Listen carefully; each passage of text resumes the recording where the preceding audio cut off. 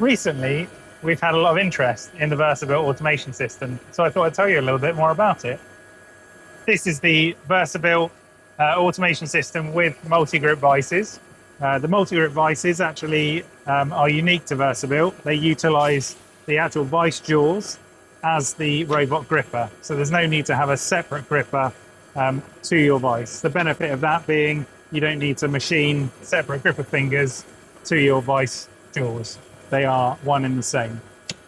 Here we've got a setup showing two vices together so that you can have op 1 and op 2 and have parts coming off complete. These are then loaded onto the VersaCart system. One of the really good things about the VersaCart system, unlike robots of old,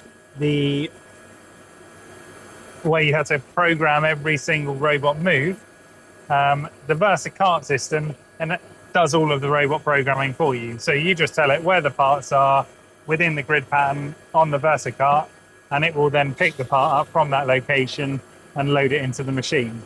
It really is as simple as that. If you need more information on the VersaBuilt system, please get in touch and we'll be happy to discuss it with you.